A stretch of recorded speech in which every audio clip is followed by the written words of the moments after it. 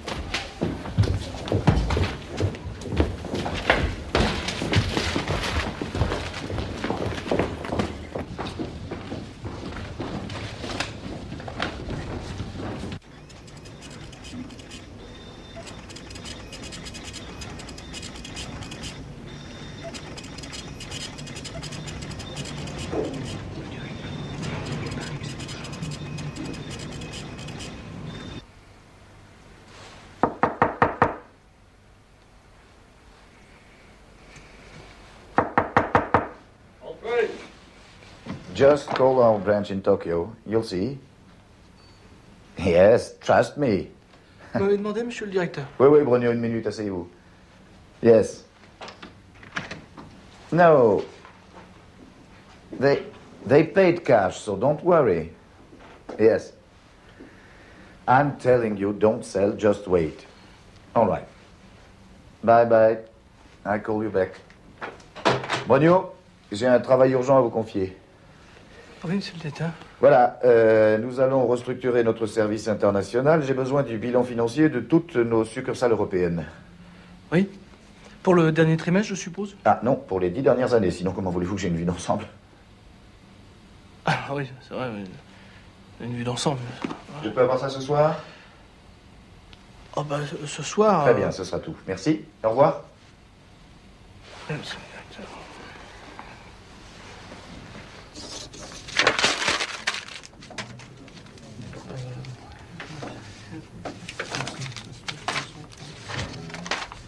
Tu viens déjeuner avec nous?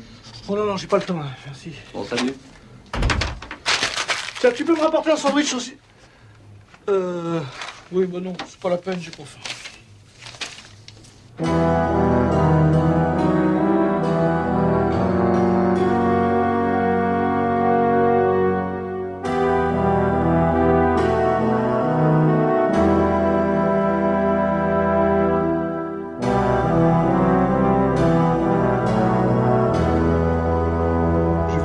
Une histoire à peine croyable, terriblement macabre et atrocement morale. Je ne peux pas parler trop fort, parce que le héros de cette histoire s'appelle Philippe Brogniot, et c'est lui qui est au volant de cette voiture. Figurez-vous que ce type ne s'est jamais mis en colère de sa vie. Il maudit personne. C'est incroyable. Tout a commencé un jour d'hiver, à 13h43, sur une route départementale. C'est-à-dire ici et maintenant.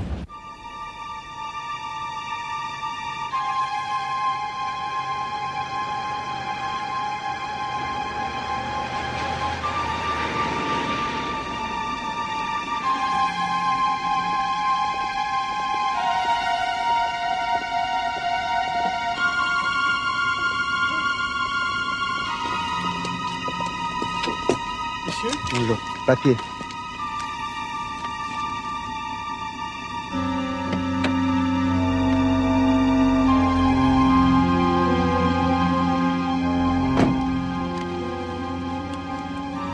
Clignotant. Ça marche, chef! Feu stop. Ça marche, chef! Lanterne. Code. Phare. Ça marche, chef! Avertisseur sonore. Ça marche, chef! Je sais, j'ai entendu. Essuie-glace. Ça marche, chef! Je sais, j'ai vu. Vous venez d'où? Vous allez où? Écoutez, que vous vérifiez mon véhicule, mes papiers, c'est votre droit, c'est même votre devoir. Je m'y suis plié avec la meilleure volonté du monde. Enfin, en ce qui concerne mon itinéraire, je suis libre, non? Absolument. Alors je viens d'où je veux, je vais où je veux. À condition de ne pas faire d'excès de vitesse. Bah, je suis tranquille, je faisais à peine du 80. Non, vous faisiez au moins du 160. Mon collègue et moi, on vous a vu. Affirmatif, chef! Non, enfin, vous êtes complètement cinglé. Oh là là. Excès de vitesse et insulte à gendarme. Ça va être un petit peu plus cher, ça. Et un petit peu plus long aussi. J'espère que vous n'êtes pas trop pressé. Regardez bien, c'est là que l'invraisemblable va se produire. Crève, salaud. Chef! Mais qu'est-ce que je fais, moi? Je sais pas, Chef, vous pouvez bien crever aussi, vous. Oh.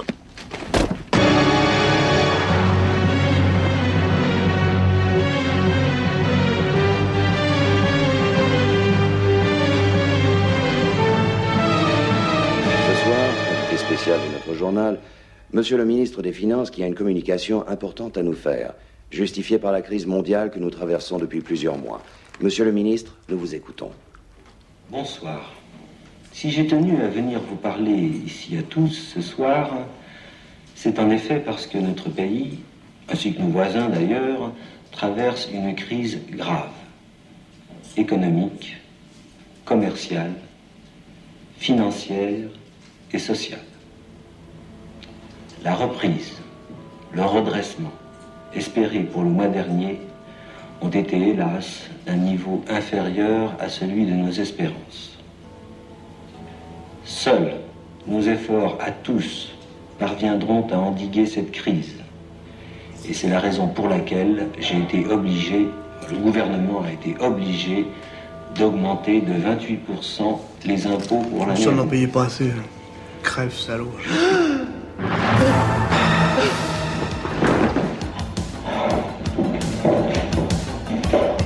Mesdames, Messieurs, c'est affreux. Monsieur le ministre des Finances vient de mourir d'une crise cardiaque.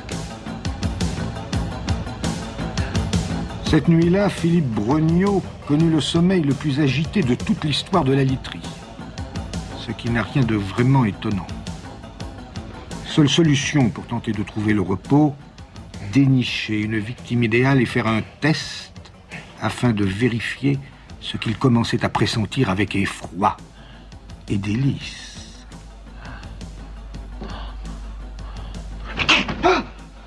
Il se mit à penser à une tante très éloignée, très avare et très antipathique. Le matin venu, il passa à l'action, non sans une certaine fébrilité. Alors bonjour, c'est Philippe. Vous allez bien, Angèle? Oui. Vous pouvez me passer ma tante, s'il vous plaît? Merci. Bonjour ma tante, c'est Philippe. Vous allez bien? Oui, voilà, je vous appelle parce que... Bon, vous savez, j'ai une voiture assez vieille qui va pas tarder à rendre l'âme. Et il faut absolument que j'en change pour mon travail, ça c'est indispensable. Alors, je m'étais dit... vous savez, les voitures sont assez chères de nos jours. Je m'étais dit que si vous pouviez m'aider un petit peu, enfin, me prêter, disons... Oui? Non, bah, non, bien sûr. Non, je comprends. Non, non, je vais me débrouiller autrement. Non, c'est pas grave, vous inquiétez pas, ma tante. C'est ça. Au revoir, et bonne journée. Et surtout, une bonne journée. Au revoir, ma tante. Crève, salope.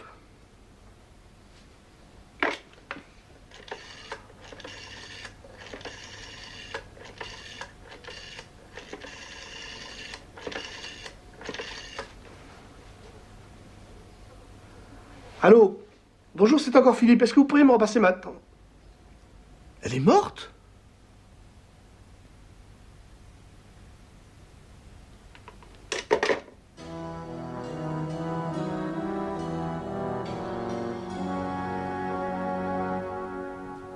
Combien de fois allez-vous donner des rendez-vous pareils? J'ai déposé ce dossier il y a plus d'une semaine, je n'ai toujours pas de réponse, c'est incroyable. Écoutez, je vous assure...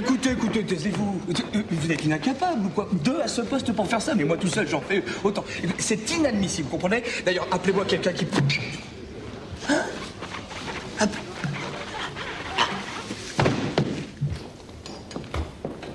Bonne journée, Marie-Josée. Vous aussi, monsieur Philippe. Vous voulez me voir, monsieur le directeur? Oui, oui, Brognaud. Ça ne va pas du tout. Asseyez-vous. Oui, monsieur le directeur?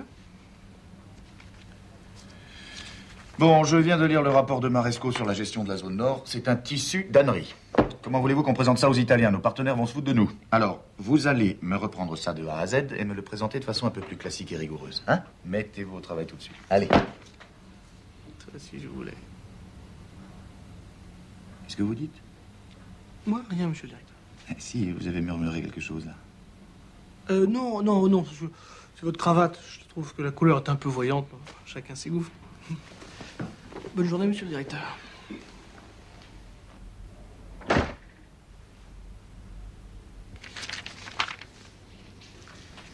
Oui, Brognaud, je voulais vous dire... Oui? Dites donc, vos pieds, là, vous n'êtes pas chez vous? Eh non, hélas. Vous êtes bizarre aujourd'hui. Vous trouvez, monsieur le directeur? Brognaud, il me faut impérativement ce rapport pour ce soir. Ah non, ce sera pas possible. Non, je dois partir à 15h, je vais au cinéma, je suis fatigué. Pardon? Non, je plaisantais, monsieur le directeur. Mais vous êtes vraiment bizarre, type. Et je vais vous dire une chose. Oui? Je ne vous aime pas. Ah bon? C'est dommage.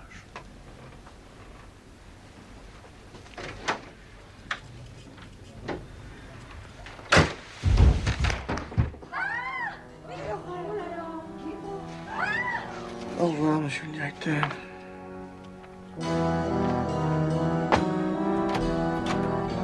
Mais qu'est-ce qui lui arrive, lui? Un malaise? Oh.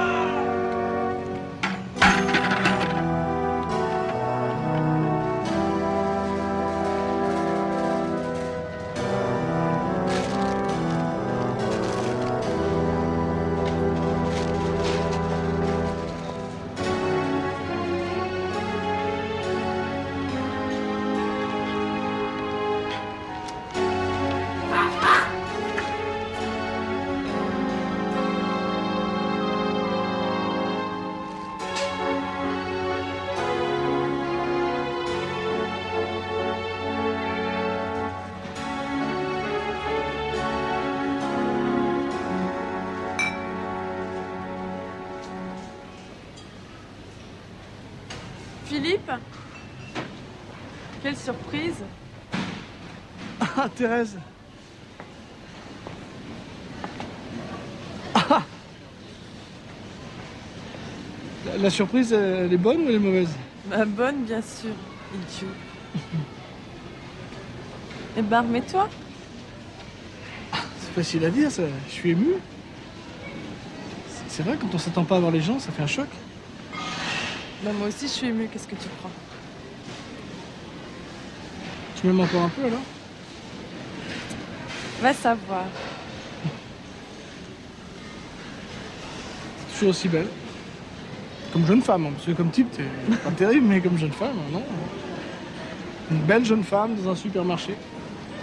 Ce serait un joli titre de roman de gare, ça. Non? Oui. Comment ça se passe avec ton garde républicain? Pas très bien. Je sais pas ce qui m'a pris le jour où je t'ai quitté. Vous avez un enfant? Oh non, heureusement, il en veut pas. Pourquoi tu dis heureusement? Parce que le jour où j'aurai des enfants, ce sera pas avec lui. Tu sais, il est violent, tyrannique, insatisfait, menteur. Et en plus, je crois qu'il me trompe. Enfin, j'ai eu tout fou, quoi.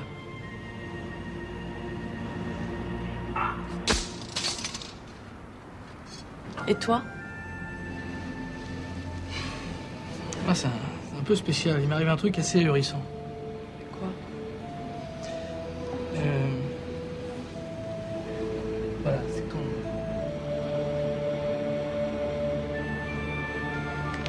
Peut-être ne pouvait-il supporter de garder ce terrible secret pour lui, ou peut-être voulait-il le partager avec le seul être qu'il eût vraiment aimé. Toujours est-il que Philippe est en train de tout raconter à Thérèse.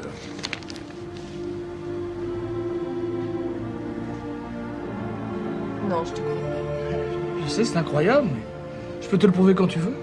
Bon, dis-moi à qui tu souhaites une mort immédiate et violente. Mon garde républicain. Non, quelqu'un d'autre, ça c'est déjà fait. Mon oncle Sam. Il est très riche, je suis sa seule héritière et avec sa santé de fer, il est pas près de mourir. C'est possible? Voilà. T'es riche. Non. Nous sommes riches. Ils devinrent assez riches, en effet. Appartements à Neuilly, voitures de luxe, train de vie, cigares. Mais ça n'était pas suffisant. L'argent appelle l'argent, surtout lorsqu'il est facile à gagner. Que fais-tu, mon amour? Je note les propositions de viager. Quelle drôle d'idée, c'est pas bien ici? Si, mais ça m'empêche pas de noter les propositions de viager. Mais pourquoi faire? Il suffirait de choisir les plus intéressantes, de se porter acquéreur et disons de hâter légèrement le processus, non? Je ne suis pas un assassin. Ah, tout de suite les grands mots. Juste un petit coup de pouce au destin. Où est le mal, hein? Ils soulagèrent ainsi bon nombre de vieillards cacochimes pour qui la vie ne valait plus la peine d'être vécue. En retour, ils obtenaient pour une bouchée de pain immeubles, commerces, propriétés, dont la gestion réclamait tous leurs soins. Rapidement, ils amassèrent une fortune considérable, avec d'autant plus de facilité que leurs concurrents mouraient les uns après les autres de mort naturelle, classée sous la rubrique générale crise cardiaque.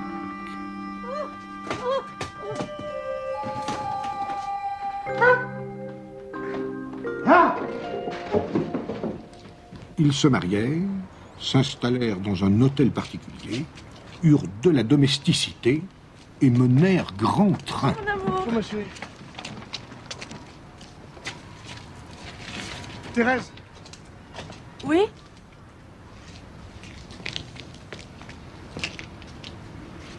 J'ai peur. Nous sommes riches, très riches. Et notre vie est devenue un enfer. On se voit plus, on se croise à la sauvette. J'ai peur que tu t'ennuies dans tout ce luxe.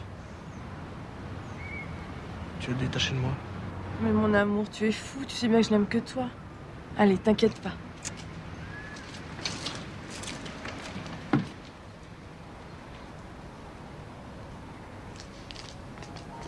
Au bureau, monsieur? Non, non, vous me faites faire le tour du bois, vous me ramenez ici. D'accord, monsieur.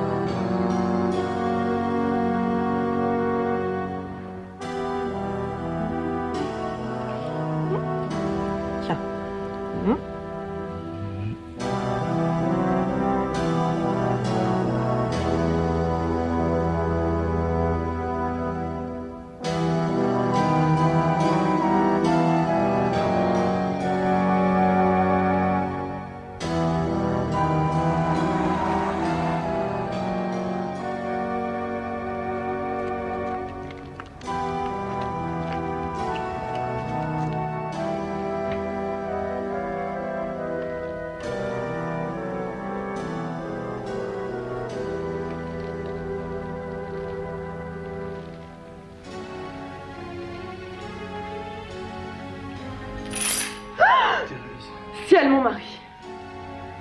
Je suis déçu. Oh, c'est pas du tout ce que tu crois, hein? Très déçu. Surtout, ne pense à rien. Ne pense à... Ah! Thérèse, qu'est-ce que j'ai fait là? Thérèse, mon amour. Dis-moi quelque chose. Thérèse. Je t'aime.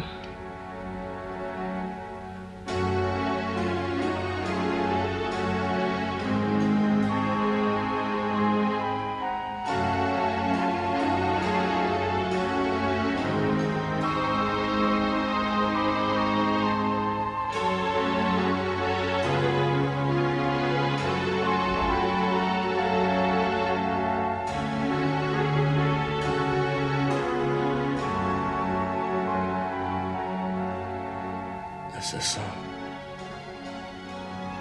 Crève, salaud.